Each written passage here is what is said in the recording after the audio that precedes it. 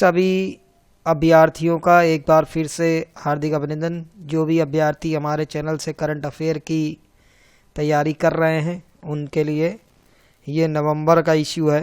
ये मेरे सारे इश्यू जुलाई से चालू है, जुलाई 2019 से, और इसी तरीके से क्रम से ये महीनावार आता जाएगा और अभी कुछ हफ्ते में ये पूरा बराबर होकर के मार्च तक का आ जाएगा। ठीक है, उसके बाद अप्रैल आ जाएगा और उसके बाद कंटिन्यूटी चलता रहेगा। फिर इसको हो सकता है वीकली कर दें ताकि आपको और आसानी रहे और पूरी बात समझ में आती रहे। तो चलते हैं पहले प्रश्न की तरफ। आज का पहला प्रश्न है हमारा, नवंबर 2019 यानी 26 नवंबर 2019 को मनाया गया संविधान दिवस भारतीय संविधान की कौन सी वर्षगांठ है?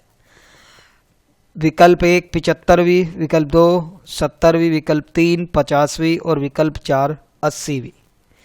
तो 26 नवंबर 1949 को भारतीय संविधान को मंजूरी प्रदान की गई थी और इस मंजूरी प्रदान किए वाले दिन को संविधान दिवस के रूप में मनाया जाता है। और 26 जनवरी को संविधान लागू हुआ था, ठीक है, जिसे रिपब्लिक डे के रूप में मनाया जाता है। ठीक है, संविधान लागू किए जाने के रूप में। ठीक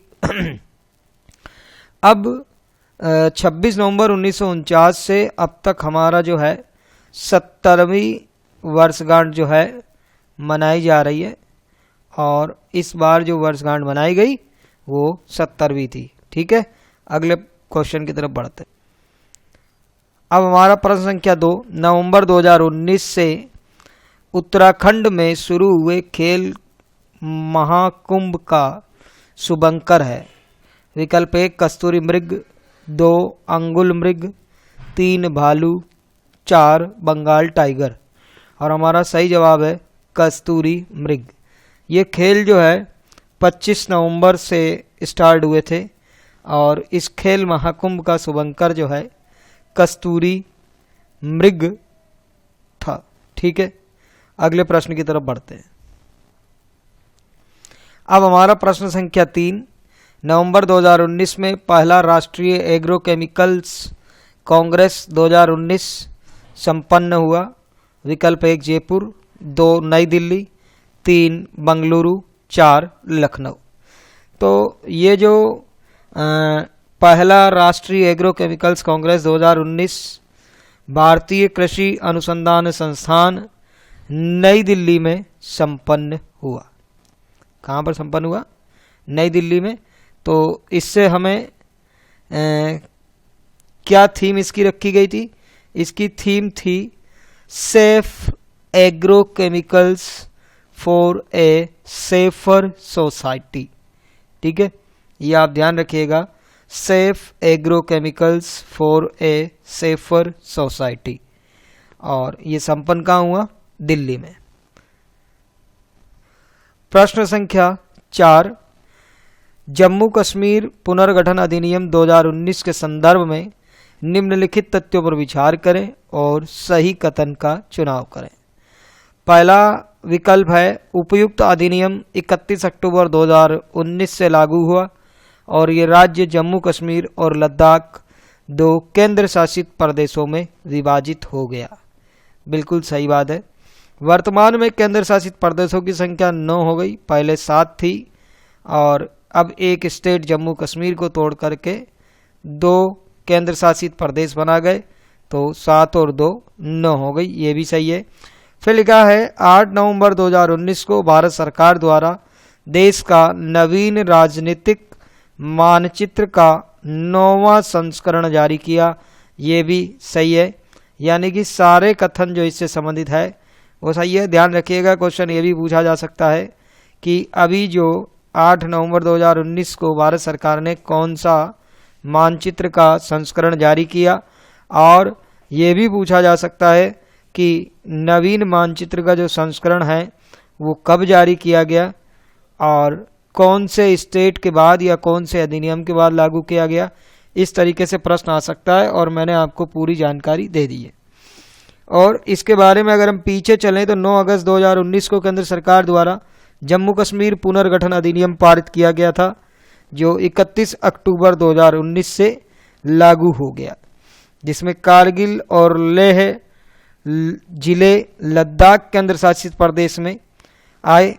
तो आपको ये भी ध्यान रखना है कि लद्दाख में कौन कौन से आए, कारगिल और लेह, और शेष जम्मू कश्मीर में शामिल किया गया। और इसके बाद 8 नवंबर 2019 को जो मानचित्र है, राजनीतिक मानचित्र, वो उसका 9वां संस्करण लागू किया गया और अब 28 राज्य और 9 केंद्र शासित प्रदेश हो गए।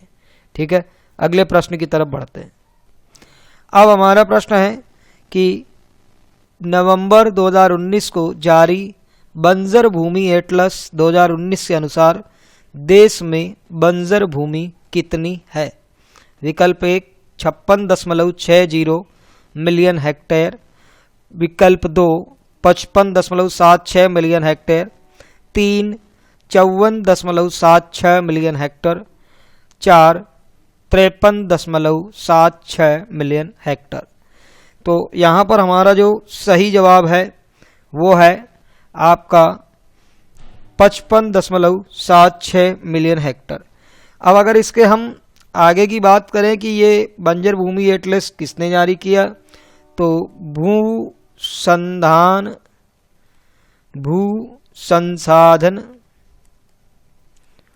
विभाग है जो ये जारी करता है, और इसने ये जारी किया है 5 नवंबर को। और इसके बारे में अगर हम और बात करें तो इसमें जो है 2015-16 तक जो बंजर भूमि थी उसकी स्थिति को शामिल किया गया, और इसके बाद हेक्टेयर को दर्शाया गया, जो भौगोलिक क्षेत्र का 17% बंजर भूमि है। और जो देश के भौगोलिक क्षेत्र का 17% के लगभग है, और इसके सर्वाधिक बंजर भूमि राजस्थान में है, और दूसरे नंबर पे बिहार, और तीसरे नंबर पे उत्तर प्रदेश है। ठीक है, अगले प्रश्न की तरफ बढ़ते हैं। अब हमारा प्रश्न संख्या 6, भारत के 47वें मुख्य न्यायाधीश के रूप में किसे नियुक्त किया गया? विकल्प 1 Sharad Arvind Bobde, 2 DY Chandrachud, 3 JS Sikri, 4 R Bhanumati. सही विकल्प है आपका शरद अरविंद बोबड़े। ठीक है, और इन्होंने जो ये स्थान लिया है 18 नवंबर 2019 से इन्होंने यहाँ पर शपथ ली है इस पद की। ठीक है, अगले प्रश्न की तरफ बढ़ते हैं। अब हमारा प्रश्न है कि नवंबर 2019 में सर्वोच्च न्यायालय द्वारा एक बहुत पुराना विवाद था, राम जन्मभूमि विवाद में दिए गए निर्णय के संबंध में निम्नलिखित तथ्यों पर विचार कीजिए। ये फैसला 5 न्यायाधीशों की पीठ ने 9 नवंबर 2019 को दिया, जिसकी अध्यक्षता न्यायाधीश रंजन गोगोई जी ने की। ये बात बिल्कुल सही है।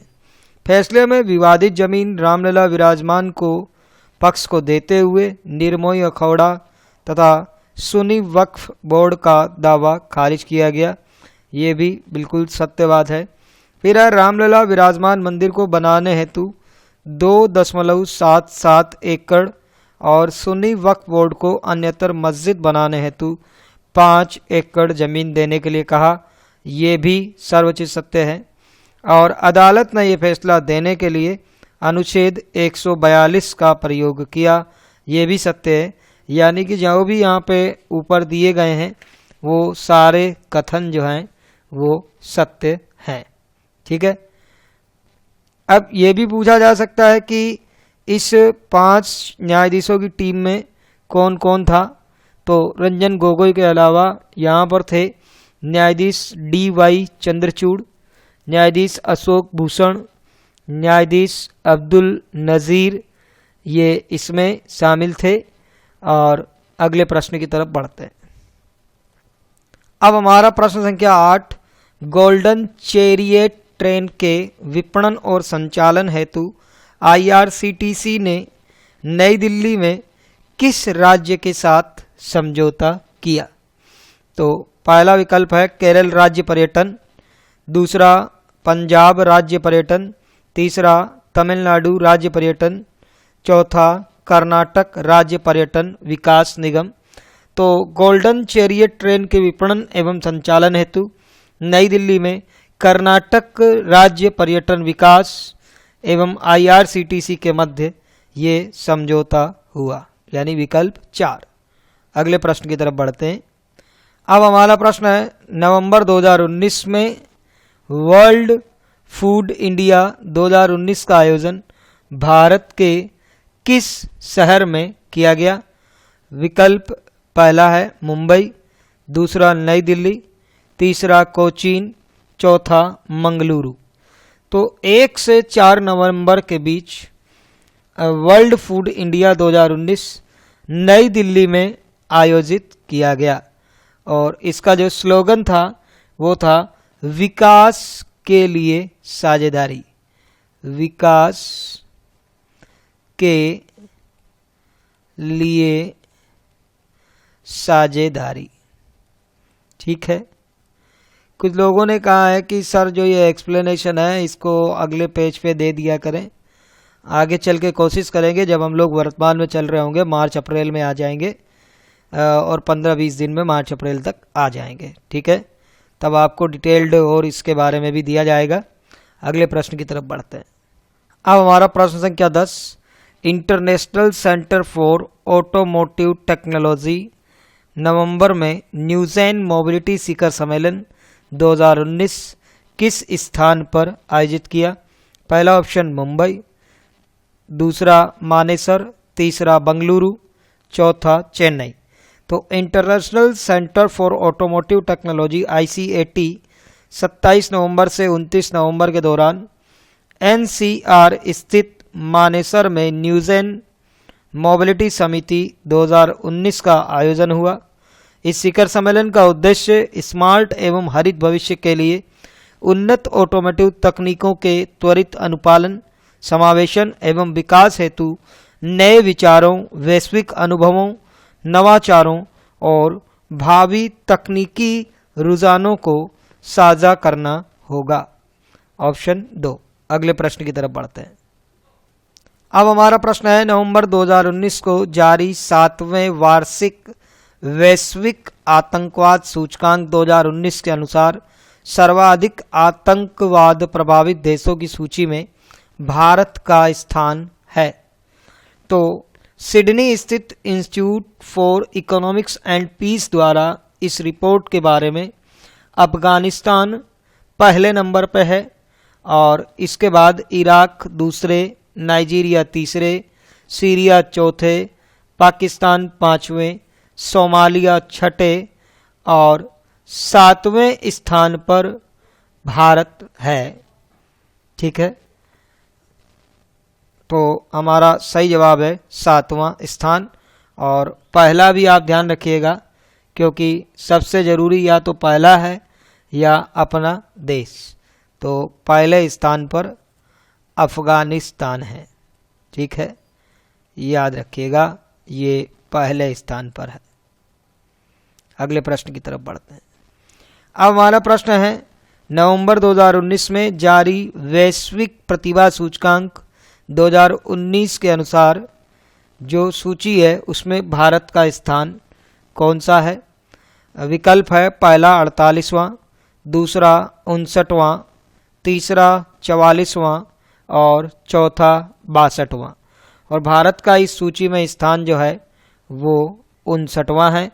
अब हम बात फिर से करेंगे कि इस सूचकांक में पहला स्थान किसका है। तो स्विट्ज़रलैंड का पहला स्थान है, स्विट्ज़रलैंड का पहला स्थान है और भारत का 59वां स्थान है। अगले प्रश्न की तरफ बढ़ते हैं। अब हमारा प्रश्न संख्या 13, अंतर्राष्ट्रीय महिला हिंसा उन्मूलन दिवस मनाया जाता है। विकल्प पहला 5 नवंबर, विकल्प दूसरा 27 अक्टूबर, तीसरा 20 नवंबर, चौथा 25 नवंबर। तो महिलाओं पर होने वाली हिंसा को रोकने के लिए यह दिवस प्रतिवर्ष 25 नवंबर को मनाया जाता है और इस पे आगे बात करें तो इस वर्ष इस दिवस का आयोजन संयुक्त राष्ट्र संघ द्वारा वर्ष 2030 तक महिला हिंसा उन्मूलन कार्यक्रम के तहत चलाए गए यूनाइट अभियान के अंतर्गत किया। और इस वर्ष इसका विषय जो था, थीम यानी कि orange the world generation equality stand against rape. ठीक है, change orange the world generation equality stand against rape. ठीक है, अगले प्रश्न की तरफ बढ़ते। अब हमारा प्रश्न है, नवंबर 2019 में दुनिया के किस शहर ने सर्कस में जंगली जानवरों के उपयोग पर प्रतिबंध लगा दिया है? विकल्प पहला न्यूयॉर्क, दूसरा पेरिस, तीसरा लंदन, चौथा मैड्रिड। तो वर्ष 2020 से प्रभावी होने वाले इस कानून के अनुसार यदि किसी सर्कस को जंगली जानवरों का उपयोग करते हुए पाया गया तो उसका संचालन परमिट रद्द कर दिया जाएगा। और ये जो नियम लागू हुआ है वो हुआ है पेरिस में। ठीक है, अगले प्रश्न की तरफ बढ़ते हैं। अब हमारा प्रश्न संख्या 15, नवंबर 2019 में उच्चतम न्यायालय द्वारा दिए गए निर्णय के संदर्भ में सत्य कथनों की पहचान कीजिए। विकल्प पहला, भारत का मुख्य न्यायाधीश का कार्यक्रम सूचना के अधिकार अधिनियम के तहत एक सार्वजनिक प्राधिकरण है। दूसरा, जनहित में जानकारी का खुलासा करते हुए न्यायिक स्वतंत्रता को ध्यान में रखा जाना चाहिए।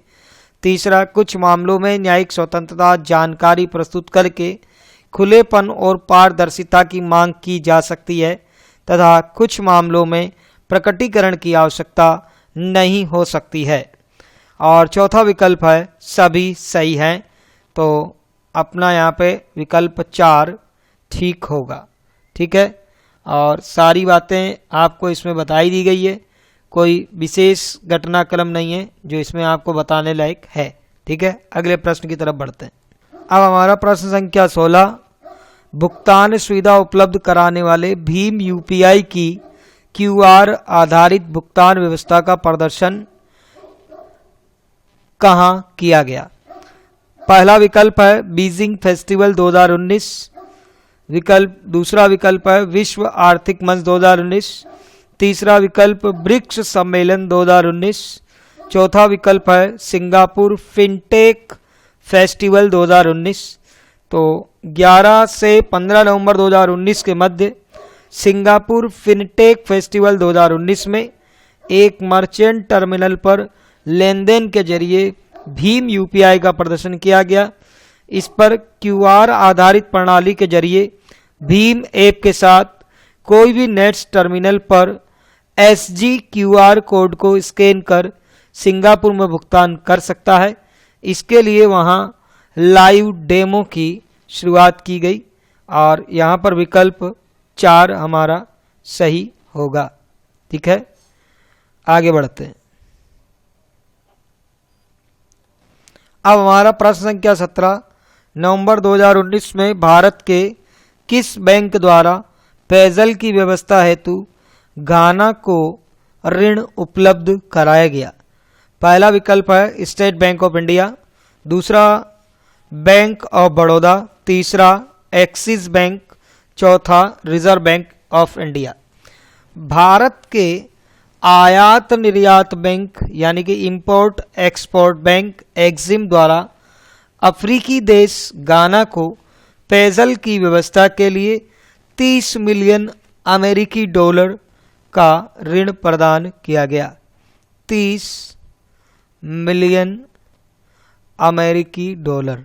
ठीक है, अगले प्रश्न की तरफ बढ़ते हैं। अब हमारा प्रश्न संख्या 18, नवंबर 2019 में लक्षित आवासीय परियोजनाओं को पूरा करने के लिए कितनी राशि की मंजूरी दी गई?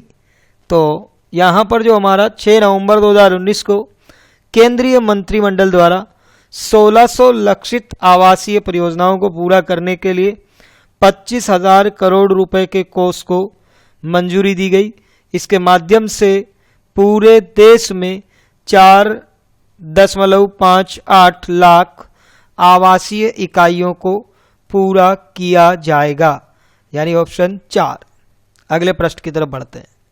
अब हमारा प्रश्न संख्या 19, ट्रेस ब्राइबरी मैट्रिक्स 2019 के अनुसार दक्षिण एशिया में रिश्वत के लेन देन की आशंका वाला शीर्ष देश कौन सा है? पहला विकल्प है भारत, दूसरा बांग्लादेश, तीसरा पाकिस्तान, चौथा श्रीलंका।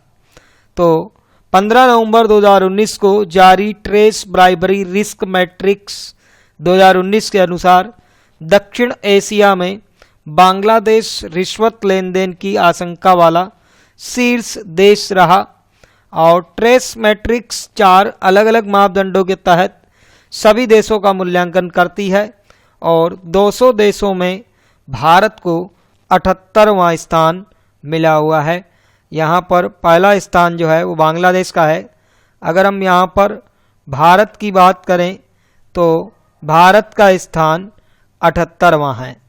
ठीक है, अगले प्रश्न की तरफ बढ़ते हैं। अब हमारा प्रश्न संख्या 20, नवंबर 2019 में कच्चे तेल के भंडार की खोज किस देश में की गई?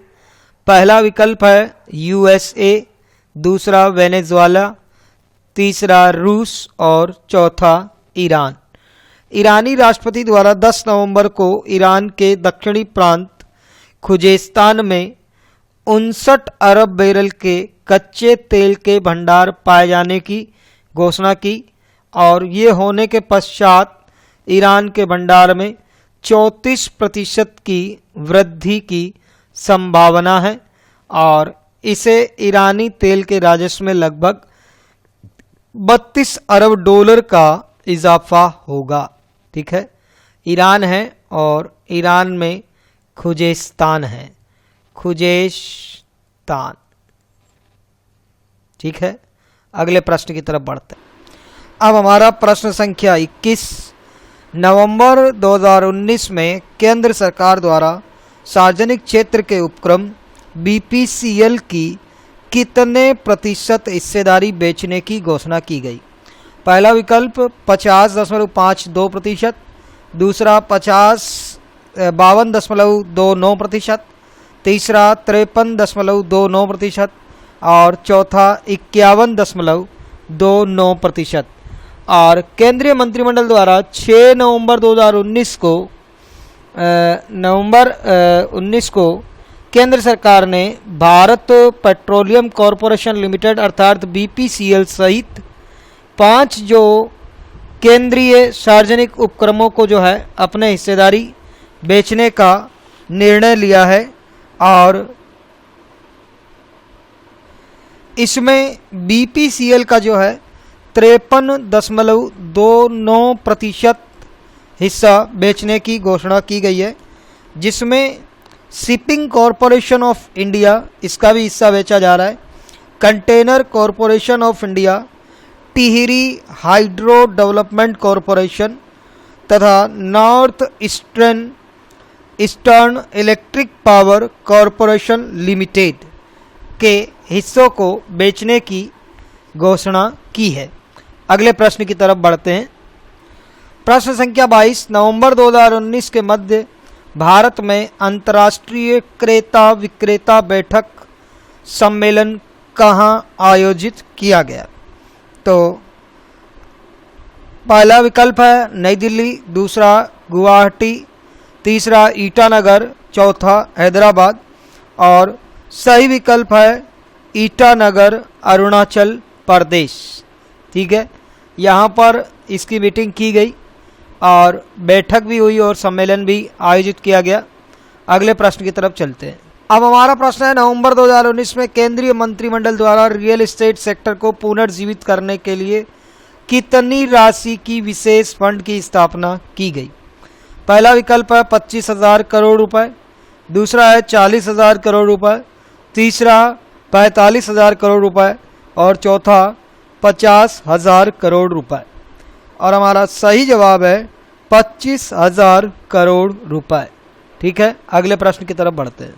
अब हमारा प्रश्न है, केंद्र सरकार के नवंबर 2019 में BPCL सहित कितनी सार्वजनिक क्षेत्र के उद्यमों में अपने हिस्सेदारी के विक्रय की मंजूरी दी गई? मैंने आपको बताया था इसके अलावा 4 है, यानी कुल 5 है। तो पीछे में मैंने आपको नाम बोले थे, अब मैं नाम लिख देता हूं।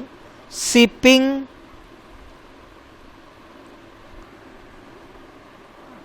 Corporation of India,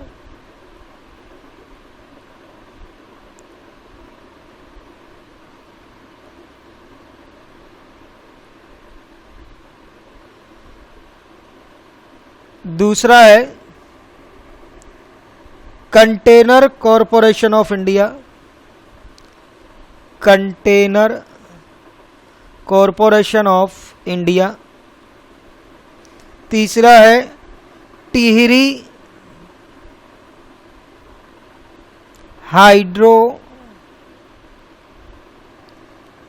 development corporation, development corporation, और चौथा है नॉर्थ ईस्टर्न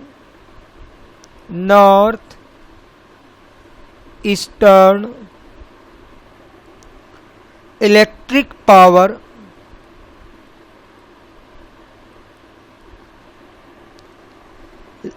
कॉरपोरेशन लिमिटेड। और पांचवा आपको पता ही है जो BPCL 53.29% की जो हिस्सेदारी उसकी बेची जा रही है। अगले प्रश्न की तरफ बढ़ते हैं। अब हमारा प्रश्न संख्या 25, इसरो द्वारा कार्टोसैट 3 उपग्रह का प्रक्षेपण कब किया गया?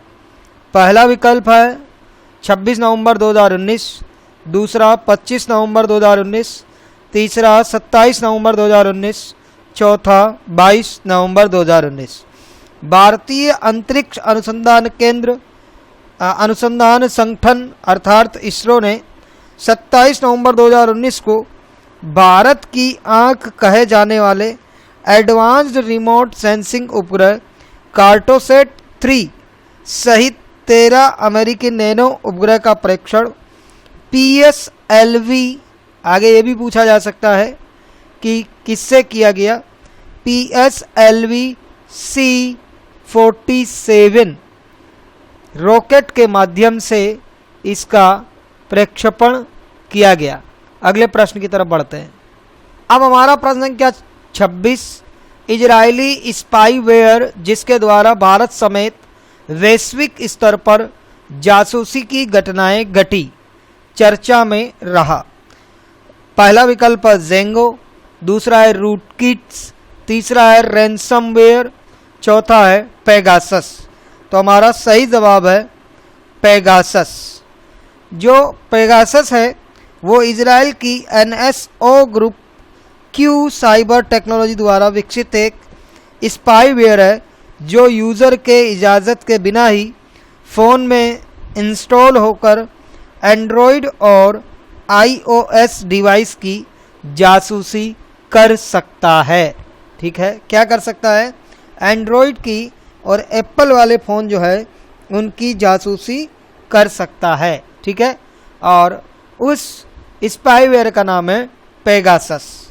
ठीक है, अगले क्वेश्चन की तरफ बढ़ते हैं। अब हमारा प्रश्न संख्या 27, नवंबर 2019 में केंद्र सरकार ने कितने मेडिकल डिवाइसेस पार्क बनाने के प्रस्ताव को मंजूरी दी?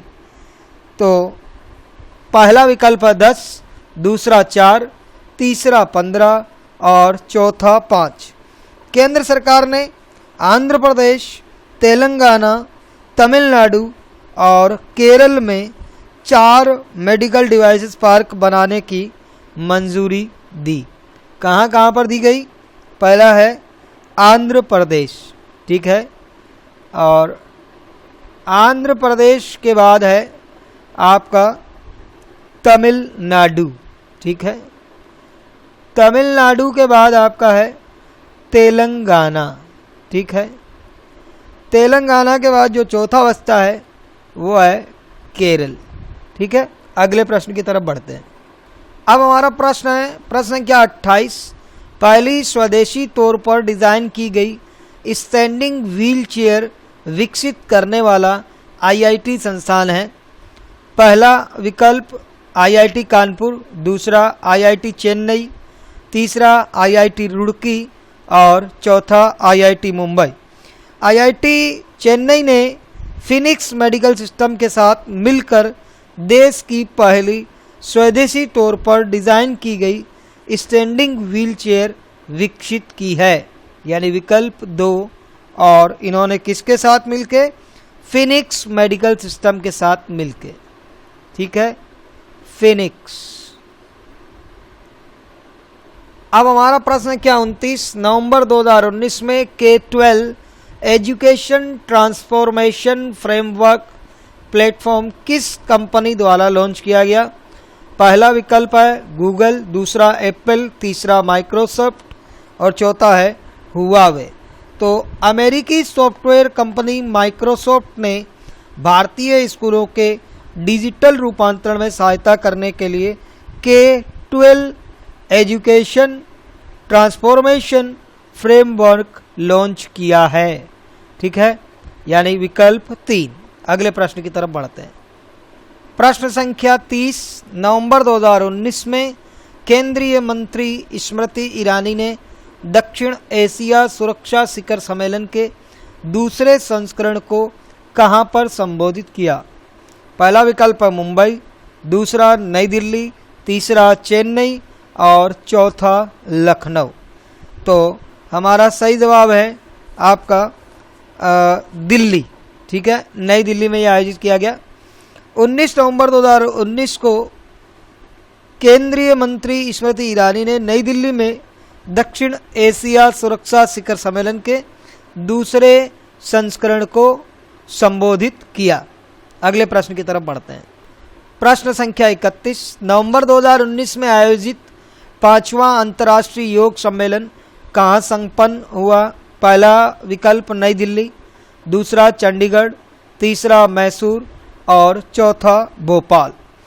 5वां अंतर्राष्ट्रीय योग सम्मेलन 15-16 नवंबर 2019 को मैसूर कर्नाटक में आयोजित किया गया और इस सम्मेलन की थीम थी योग फॉर हार्ट केयर, योग फॉर हार्ट केयर। आयुष राज्य मंत्री और रक्षा राज्य मंत्री श्रीपद यसो नाइक ने इस सम्मेलन का उद्घाटन किया।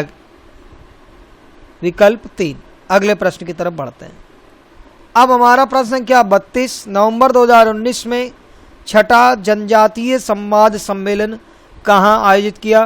पहला विकल्प नई दिल्ली, दूसरा रांची, तीसरा जमशेदपुर, चौथा कोलकाता। छठे जनजातीय संवाद सम्मेलन का आयोजन 15 से 19 नवंबर 2019 को झारखंड के जमशेदपुर में किया गया। ये संवाद सम्मेलन वर्ष 2014 से आयोजित किया जा रहा है और टाटा स्टील द्वारा आयोजित इस संवाद सम्मेलन की थीम आदिवासियत आज, आदिवासियत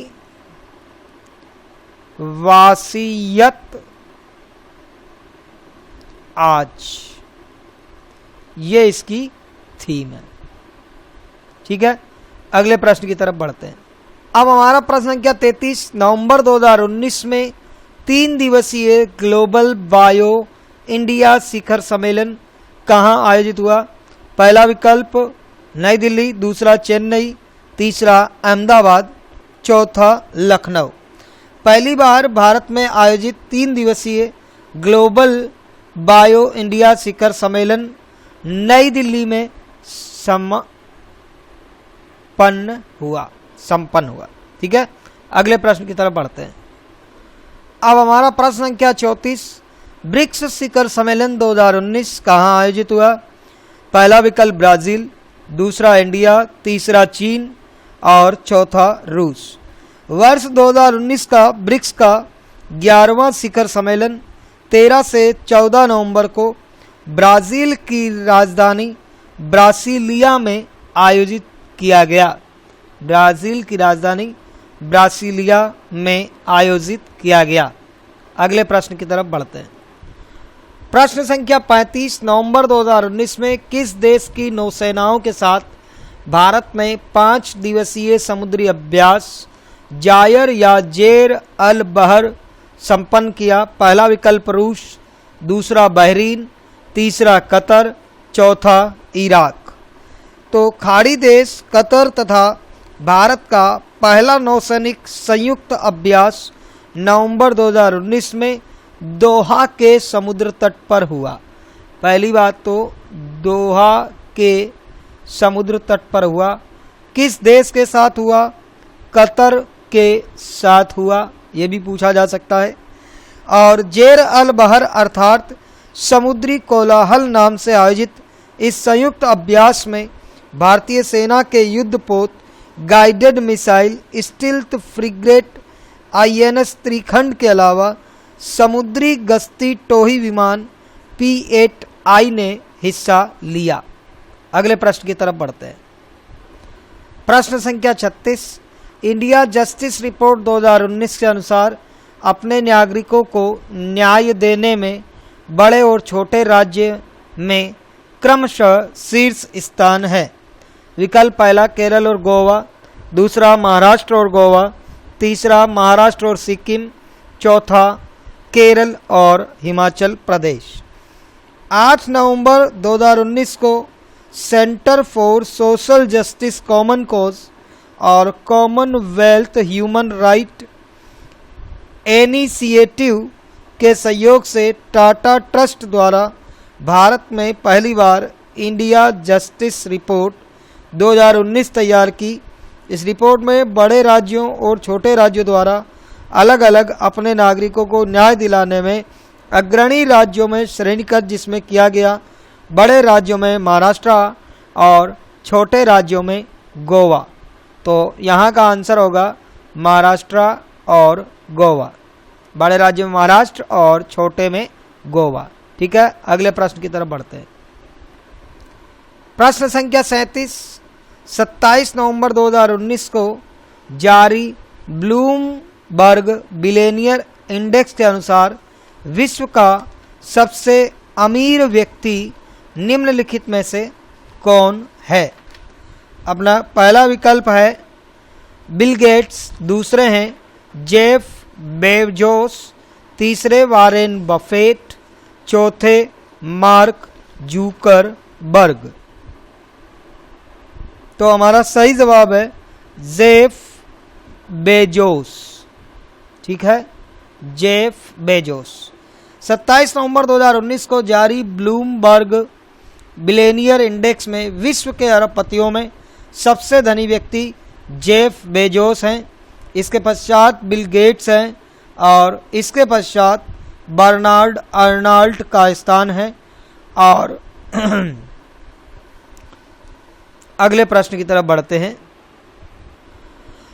प्रश्न संख्या 38, नीति आयोग द्वारा जारी इंडिया इनोवेशन इंडेक्स 2019 में शीर्ष स्थान प्राप्त करने वाला राज्य है।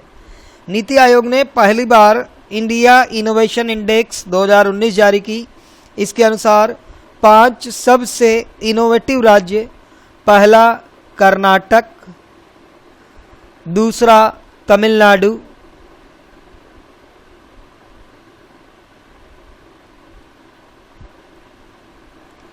तीसरा महाराष्ट्र, चौथा तेलंगाना, पांचवा हरियाणा। तो हमसे पूछा गया है शीर्ष स्थान प्राप्त करने वाला, तो हमारा सही विकल्प है 3 कर्नाटक। अगले प्रश्न की तरफ बढ़ते हैं। प्रश्न संख्या 39, मिस्टर यूनिवर्स खिताब जीतने वाले पहले भारतीय कौन हैं? पहला विकल्प है करुण नंदन, दूसरे चित्रेश नटसन, तीसरे रोमेश सिंह, चौथे अरुण अहलूवालिया। तो केरल के चित्रेश नटसन दक्षिण कोरिया के जेजू में आयोजित 11वीं वर्ल्ड बॉडी बिल्डिंग और फिजिक स्पोर्ट चैंपियंस के 90 किलोग्राम वर्ग में मिस्टर यूनिवर्स का खिताब जीता और ऐसा करने वाले ये पहले भारतीय हैं, चित्रेश नटसन। ठीक है, अगले प्रश्न की तरफ बढ़ते हैं। प्रश्न संख्या 40, विश्व का सबसे बड़ा इस्लामिक सम्मेलन आलमी तबलीगी इज्तिमा कहाँ पर आयोजित किया गया? पहला विकल्प भोपाल, दूसरा रामपुर, तीसरा अलीगढ़ और चौथा सहारनपुर। विश्व का सबसे बड़ा इस्लामिक सम्मेलन आलमी तबलीगी इज्तिमा 22 से 25 नवंबर तक मध्य प्रदेश की राजधानी भोपाल में आयोजित किया गया। ठीक है, अगले प्रश्न की तरफ चलते हैं। प्रश्न संख्या 41, नवंबर 2019 में दिवंगत कैलाश चंद्र जोशी का संबंध किस राज्य से? विकल्प पहला झारखंड, दूसरा राजस्थान, तीसरा मध्य प्रदेश और चौथा बिहार। मध्य प्रदेश के पूर्व मुख्यमंत्री कैलाश चंद्र जोशी का 90 वर्ष की आयु में 24 नवंबर 2019 को निधन हो गया। वे जून 1977 से लेकर जनवरी 1978 तक मध्य प्रदेश के मुख्यमंत्री रहे, यानी कि इनका संबंध मध्य प्रदेश से है। ठीक है, अगले प्रश्न के लिए चलते हैं। प्रश्न संख्या 42, किस भारतीय खिलाड़ी को नवंबर 2019 में दुबई में आयोजित इंडो अरब लीडर्स समिट अवार्ड 2019 के दौरान Indian personality of the year sport से सम्मानित किया गया? पहला विकल्प सुशील कुमार, दूसरा बजरंग पूनिया, तीसरा जसप्रीत बुमराह और चौथा विराट कोहली। आपका सही जवाब है बजरंग पूनिया। अब बजरंग पूनिया के बारे में, राजीव गांधी खेल रत्न पुरस्कार विजेता पहलवान बजरंग पूनिया जो हैं इसके Indian personality of the year sport से सम्मानित हुए। आगे चलते हैं। प्रश्न संख्या 43, 19 नवंबर 2019 को श्रीलंका के 7वें राष्ट्रपति के रूप में शपथ लिया है? पहला विकल्प गोतबाया राजपाक्से, दूसरा रानिल विक्रमसिंघे, तीसरा महिंद्रा राजपाक्से, चौथे सलील विक्रमसिंघे। और सही जवाब है गोतबाया राजपाक्से ने 19 नवंबर 2019 को श्रीलंका के 7वें राष्ट्रपति के रूप में शपथ ली। अब प्रश्न संख्या 44, नवंबर 2019 में किसने श्रीलंका के नए प्रधानमंत्री के रूप में शपथ ली? पहला मैत्रीपाल सिरिसेना, दूसरा महिंद्रा राजपाक्से, तीसरे कारू जयसूर्या, तीसरे रानिल विक्रमसिंघे। और आपका सही जवाब है रानिल विक्रमसिंघे, जिन्होंने इस पद की शपथ 21 नवंबर 2019 को ली। प्रश्न संख्या 45, नवंबर 2019 में किसे 2019 के लिए इंदिरा गांधी शांति निशस्त्रीकरण और विकास पुरस्कार प्रदान किया? पहला विकल्प डेविड कैमरून, दूसरा एलन मस्क, तीसरा सर डेविड एटनबरो और चौथा ग्रेटा थुनबर्ग। और प्रसिद्ध प्रकृतिवादी और प्रसारक सर डेविड एटनबरो को जैव विविधता के संरक्षण और सुरक्षा में उनके अथक परिश्रम के लिए 2019 का यह पुरस्कार उन्हें दिया गया। Sir David Attenborough. प्रश्न संख्या 46, नवंबर 2019 में गोवा में शुरू हुए international film festival of India IFFI में special icon of golden jubilee से सम्मानित अभिनेता हैं? पहला विकल्प सुनील शेट्टी, दूसरा धर्मेंद्र, तीसरा रजनीकांत और चौथा अक्षय कुमार। 20 नवंबर 2019 को गोवा में शुरू हुए IFFI में special icon of golden jubilee से भारतीय अभिनेता रजनीकांत को सम्मानित किया गया। प्रश्न संख्या 47, 8 नवंबर 2019 को लुसाने स्विट्जरलैंड में हुई अंतर्राष्ट्रीय हॉकी महासंघ FIH की बैठक में किस देश को वर्ष 2023 के हॉकी विश्व कप की मेजबानी सौंपी गई? पहला विकल्प दक्षिण कोरिया, दूसरा जापान, तीसरा पाकिस्तान और चौथा भारत। 8 नवंबर 2019 को लुसाने स्विट्ज़रलैंड में हुई अंतर्राष्ट्रीय हॉकी महासंघ की बैठक में भारत को वर्ष 2023 के हॉकी विश्व कप की मेजबानी सौंपी गई। इसका आयोजन 13 से 29 जनवरी 2023 के मध्य होना है और यहाँ का सही विकल्प है विकल्प 4 भारत।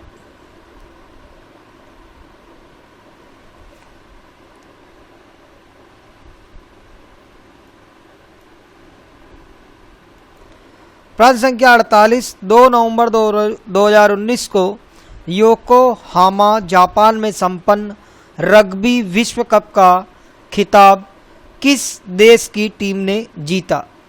पहला विकल्प दक्षिण अफ्रीका, दूसरा इंग्लैंड, तीसरा न्यूजीलैंड और चौथा अमेरिका। और ये खिताब जीतने वाले हैं दक्षिण अफ्रीका। अगले प्रश्न की तरफ बढ़ते हैं। 12 नवंबर 2019 को कौन देश मैच फिक्सिंग को अपराध घोषित करने वाला पहला दक्षिण एशियाई देश बना? पहला विकल्प भारत, दूसरा पाकिस्तान, तीसरा श्रीलंका, चौथा बांग्लादेश और सही विकल्प है श्रीलंका। प्रश्न संख्या 50 13 नवंबर 2019 को संपन्न 14वीं Asian Shooting Championship 2019 Doha Qatar में संपन्न हुई। इस चैंपियनशिप में भारत को कुल कितने पदक जीते?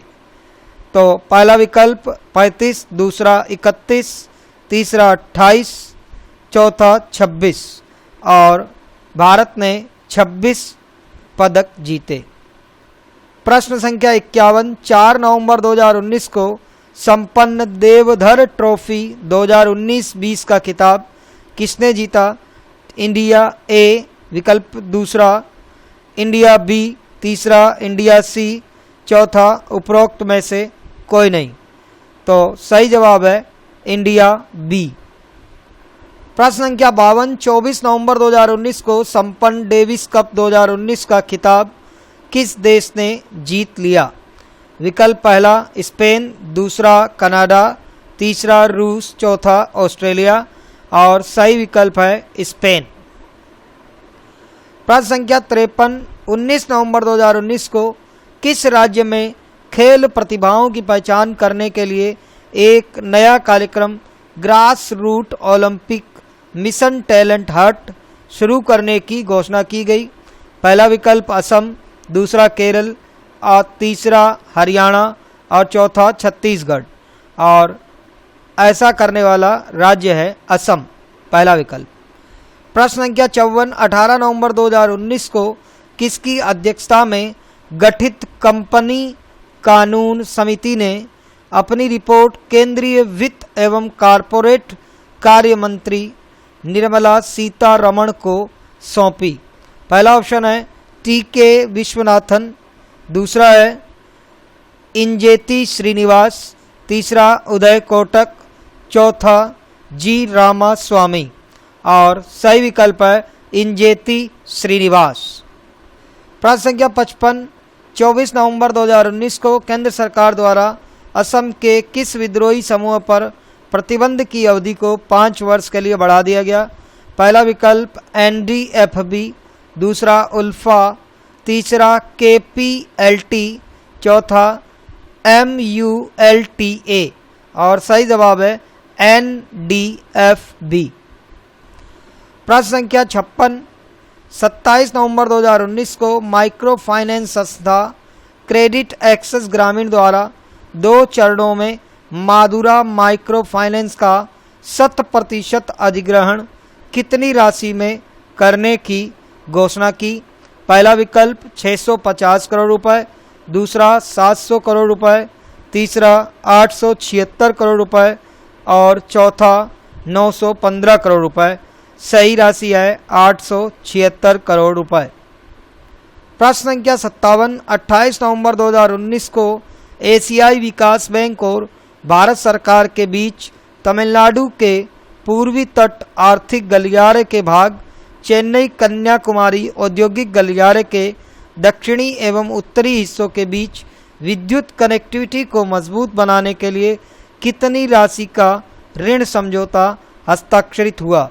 पहला विकल्प $395 मिलियन, दूसरा $425 मिलियन, तीसरा $435 मिलियन, चौथा $451 मिलियन। सही जवाब है $451 मिलियन। प्रश्न संख्या 58, 5 से 8 नवंबर 2015 के मध्य 5वां भारतीय अंतर्राष्ट्रीय विज्ञान महोत्सव कोलकाता में आयोजित किया जाएगा। गत वर्ष इस महोत्सव का आयोजन कहाँ किया गया था? पहला विकल्प बेंगलुरु, दूसरा लखनऊ, तीसरा भुवनेश्वर, चौथा रांची। और सही जवाब है लखनऊ। प्रश्न संख्या 59, 7 से 8 नवंबर 2019 के मध्य पहला बिम्स्टेक बंदरगाह सम्मेलन 2019 कहाँ आयोजित हुआ? पहला विकल्प कांडला, दूसरा मुंबई, तीसरा कोचीन और चौथा विशाखापत्तनम। सही है चौथा विशाखापत्तनम। प्रश्न संख्या 60, 14 से 27 नवंबर 2019 के मध्य 39वां भारतीय अंतर्राष्ट्रीय व्यापार मेला 2019 प्रगति मैदान नई दिल्ली में आयोजित किया गया। इस वर्ष मेले के भागीदार एवं फोकस रहे। पहला विकल्प है अफगानिस्तान और ब्राज़ील, दूसरा दक्षिण कोरिया और रूस, तीसरा जापान और अमेरिका और चौथा विकल्प अफगानिस्तान और दक्षिण कोरिया। सही जवाब है अफगानिस्तान और दक्षिण कोरिया। प्रश्न संख्या 61, 16 से 19 नवंबर 2019 के मध्य आसियान देशों के रक्षा मंत्रियों की 6वीं बैठक 2019 कहाँ संपन्न हुई? पहला विकल्प दोहा, दूसरा बैंकॉक, तीसरा नई दिल्ली, चौथा कोलंबो। सही जवाब है दोहा। प्रश्न संख्या 62, 4 से 7 नवंबर 2019 के मध्य किन दो देश की सेनाओं के बीच द्विपक्षीय नौसैनिक अभ्यास समुद्र शक्ति 2019 आयोजित किया गया? पहला विकल्प भारत और इंडोनेशिया, दूसरा भारत और जापान, तीसरा भारत और अमेरिका, चौथा भारत और श्रीलंका। सही जवाब है भारत और इंडोनेशिया। प्रश्न संख्या 63, उत्तर प्रदेश राज्य विश्वविद्यालय अधिनियम 1973 की किस धारा के अंतर्गत नए विश्वविद्यालयों की स्थापना एवं विश्वविद्यालय के क्षेत्रों अथवा नामों के परिवर्तन में किए जाने का प्रावधान है? पहला विकल्प धारा 3, दूसरा धारा 4, तीसरा धारा 5, चौथा धारा 6 और सही जवाब है धारा 4। प्रश्न संख्या 64, 11 नवंबर 2019 को उत्तर प्रदेश सरकार ने गोरखपुर लिंक एक्सप्रेसवे परियोजना के ईपीसी पद्धति पर क्रियान्वयन हेतु परियोजना के विभिन्न पैकेजों हेतु निर्माणकर्ताओं के चयन के संदर्भ में मंजूरी प्रदान की। इस परियोजना की आकृति सिविल कार्य निर्माण की लागत राशि लगभग कितनी है? पहला विकल्प 4,725.23 करोड़, दूसरा विकल्प 4,850.29 करोड़, तीसरा विकल्प 5,876.68 करोड़ और चौथा विकल्प 5,925.65 करोड़। सही जवाब है 5,876.68 करोड़।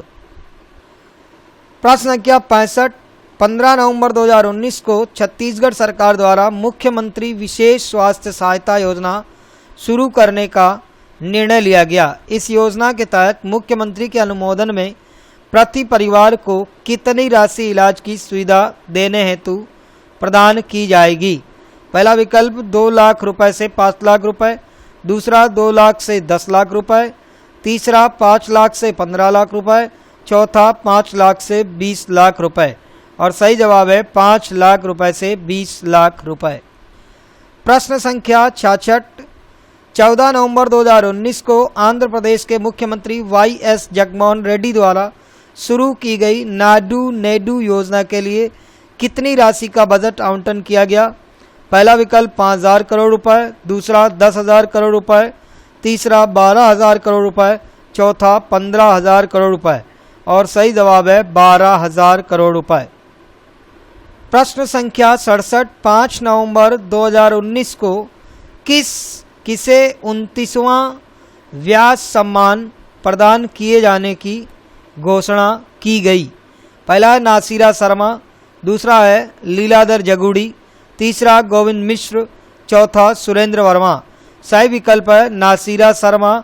इनकी रचना थी कागज की नाव।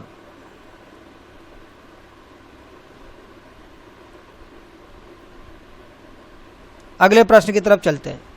प्रश्न संख्या 68। 20 नवंबर 2019 को कौन पशुओं के अधिकार के लिए लड़ने वाले संगठन पेटा इंडिया के person of the year 2019 award के लिए नामित हुए? पहला विकल्प शाहरुख खान, दूसरा विराट कोहली, तीसरा अक्षय कुमार और चौथा विकल्प विद्या बालन। सही जवाब विराट कोहली। प्रश्न संख्या 69। 10 नवंबर 2019 को ईरानी राष्ट्रपति हसन रूहानी ने ईरान के किस प्रांत में नए तेल क्षेत्र को खोज किए जाने की घोषणा की है? पहला विकल्प पूर्वी अजरबैजान, दूसरा फारस, तीसरा दक्षिणी खुजेस्तान, चौथा हरमोज़गन। और सही जवाब है दक्षिण खुजेस्तान। इसकी चर्चा पहले भी विकल्पों में प्रश्न में की गई है। प्रश्न संख्या 70। 10 नवंबर 2019 को पर्यावरण, वन और जलवायु परिवर्तन मंत्रालय ने इंडियन ऑयल कॉरपोरेशन लिमिटेड को कहाँ नए 2G एथनॉल संयंत्र स्थापित करने हेतु पर्यावरण संबंधी मंजूरी प्रदान की है? पहला मथुरा, दूसरा बोगाईगांव, तीसरा नुमालीगढ़, चौथा पानीपत। और सही जवाब है पानीपत तेल रिफाइनरी। प्रश्न संख्या 71। विश्व के पहले CNG पोर्ट टर्मिनल की स्थापना कहाँ की जाएगी? पहला विकल्प भावनगर, दूसरा पणजी, तीसरा कोच्चि और चौथा विशाखापत्तनम। सही जवाब है भावनगर। प्रश्न संख्या 72। 15 नवंबर 2019 को केंद्रीय रक्षा मंत्री राजनाथ सिंह ने किस राज्य में निर्मित सिसेरी नदी पुल का उद्घाटन किया? पहला विकल्प छत्तीसगढ़, दूसरा उत्तर प्रदेश, तीसरा अरुणाचल प्रदेश और चौथा उत्तराखंड। सही जवाब है अरुणाचल प्रदेश। प्रश्न संख्या 73। 20 नवंबर 2019 को केंद्र सरकार द्वारा आयुष मंत्रालय के तहत एक स्वायत्त संगठन के रूप में कहाँ सोवा रिगपा के राष्ट्रीय संस्थान की स्थापना करने की मंजूरी प्रदान की? पहला विकल्प लेह, दूसरा लद्दाख, तीसरा शिमला, चौथा देहरादून। सही जवाब है लेह। प्रश्न संख्या 74। भारत का पहला शहर कौन सा है जहां थर्ड एम्पायर RT-PCR मशीन स्थापित की गई? पहला विकल्प हैदराबाद, दूसरा मुंबई, तीसरा बंगलुरु और चौथा कोलकाता। सही जवाब है कोलकाता। प्रश्न संख्या 75। 17 नवंबर 2019 को गृह मंत्री अमित शाह ने वीडियो कॉन्फ्रेंस के माध्यम से लद्दाख के पहले विंटर ग्रेड डीजल बिक्री केंद्र का उद्घाटन किया। ये विंटर ग्रेड डीजल पहली बार किस रिफाइनरी में उत्पादित किया गया? पहला है बरौनी तेल रिफाइनरी, विकल्प 2 मथुरा तेल रिफाइनरी, 3 पानीपत तेल रिफाइनरी और 4 डिगबोई तेल रिफाइनरी। सही जवाब है पानीपत तेल रिफाइनरी। प्रश्न संख्या 76। उत्तर प्रदेश में पहला गिद्ध संरक्षण एवं प्रजनन केंद्र किस जिले में स्थापित किया जाएगा? पहला विकल्प गोरखपुर, दूसरा झांसी, तीसरा महाराजगंज, चौथा बागपत। सही जवाब है महाराजगंज। प्रश्न संख्या 77। संशोधित नागरिकता संशोधन अधिनियम CAA 2019 के विरोध प्रस्ताव पारित करने वाला पहला देश का राज्य कौन है? पहला विकल्प राजस्थान, दूसरा मध्य प्रदेश, तीसरा छत्तीसगढ़ और चौथा केरल। सही जवाब है केरल। प्रश्न संख्या 78। 29 नवंबर 2019 को मध्य प्रदेश के चिकित्सा, शिक्षा एवं आयुष मंत्री डॉक्टर विजय लक्ष्मी साधो ने मध्य प्रदेश की पहली शासकीय औषधि परीक्षण प्रयोगशाला का लोकार्पण किया। ये प्रयोगशाला कहाँ स्थित की गई? पहला विकल्प ग्वालियर, दूसरा भोपाल, तीसरा इंदौर, चौथा छिंदवाड़ा। सही जवाब है ग्वालियर। प्रश्न संख्या 79। 12 नवंबर 2019 को कौन अमेरिका के सबसे बड़े कला संग्रहालय the metropolitan museum of art में पहली भारतीय मानव न्यासी नामित हुई? पहला ऑप्शन नीता अंबानी, दूसरा इंदिरा नूई, तीसरा अरुणा सुंदराजन, तीसरा अरुंधति भट्टाचार्य। सही जवाब है नीता अंबानी। प्रश्न संख्या 80, भारत ने अभी हाल ही में किस समझौते में शामिल होने का निर्णय लिया?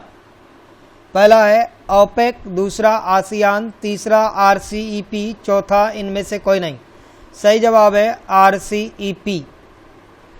प्रश्न संख्या 81, विश्व का तीसरा सबसे बड़ा स्टार्टअप हब है? पहला आपको बता दूं कि चीन है और दूसरा अमेरिका है और तीसरा भारत।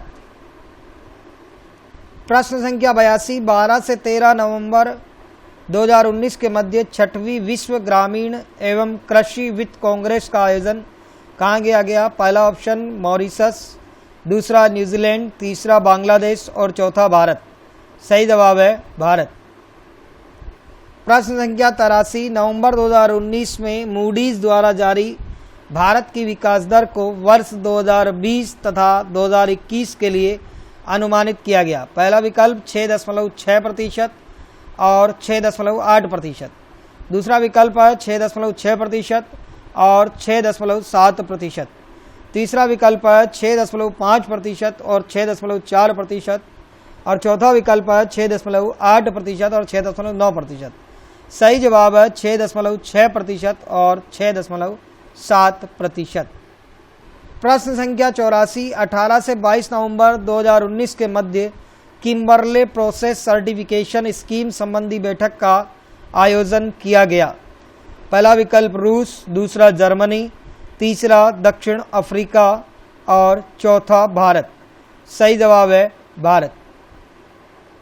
प्रश्न संख्या 85, 14 से 15 नवंबर 2019 के मध्य कृषि और बागवानी उत्पाद पर पहली क्रेता विक्रेता बैठक और सम्मेलन का आयोजन किया गया।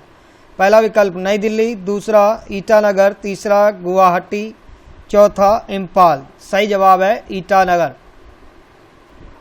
प्रश्न संख्या 86, यूनिडो द्वारा जारी आंकड़ों के अनुसार भारत में विनिर्माण उत्पादन का लगभग 45% सूक्ष्म, लघु एवं मध्यम उद्यमों में आता है, जबकि ऑनलाइन बिक्री में सूक्ष्म, लघु एवं मध्यम उद्यमियों का हिस्सा है। पहला ऑप्शन 43%, दूसरा 45%, तीसरा 48% और चौथा 51%। सही जवाब है 43%। प्रश्न संख्या 87, नवंबर 2019 में वित्तीय समावेशन पर जारी ग्लोबल माइक्रोस्कोप 2019 रिपोर्ट से संबंधित कथनों में से असत्य कथन को बताइए। पहला है, इस रिपोर्ट में वित्त के सबसे अनुकूल वातावरण के उभरते देशों में भारत का 5वां स्थान है। बिल्कुल सही बात है। प्रथम 4 देशों में कोलंबिया, पेरू, उरुग्वे एवं मैक्सिको शामिल है। ये भी सही है। तीसरा है, ये रिपोर्ट यूएनडीपी द्वारा जारी की जाती है। नहीं। चौथा है, ये रिपोर्ट 55 देशों के सर्वेक्षण पर आधारित है। सही। तो यहाँ पर जो ऑप्शन 3 है वो असत्य है। अगले क्वेश्चन की तरफ। प्रश्न संख्या 90, 20 से 22 नवंबर 2019 के मध्य दूसरा भारत आसियान इनोटेक समिट कहाँ संपन्न हुआ? पहला है डेवावो, दूसरा मनीला, तीसरा कोलंबो, चौथा बैंकॉक। सही जवाब है डेवावो, जो कि फिलीपींस। प्रश्न संख्या 91, 21 नवंबर 2019 को prosperity and inclusion city seal and award सूचकांक में ज्यूरिख को शीर्ष स्थान प्राप्त हुआ। इस सूचकांक में भारत के कितने शहरों को शामिल किया गया है? पहला विकल्प 2, तीसरा 3, तीसरा 4, चौथा 1। तो सही जवाब है 3। प्रश्न संख्या 92, नवंबर 2019 में भारत के महापंजीयक कार्यालय द्वारा देश में मातृ मृत्यु दर से संबंधित report special bulletin on maternal mobility in India 2015-17 के अनुसार देश में मातृ मृत्यु दर अनुमानित प्रति 1 लाख जीवित जन्म पर कितनी रह गई है? पहला विकल्प 130, दूसरा 122, तीसरा 145, चौथा 155। सही जवाब है 122।